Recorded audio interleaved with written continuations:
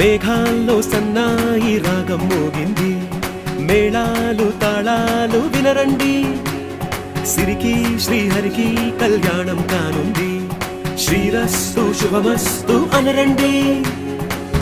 అచ్చతలు గంటో పెళ్లికి అర్థం చెప్పారంటూ, మెచ్చదగు ముచ్చట ఇది అని సాక్ష్యం చెబుతామంటూ, జనులంతా జై కొట్టేలా జరిపిస్తామండి. అందాల కుందనపు బొమ్మవని జత చేరు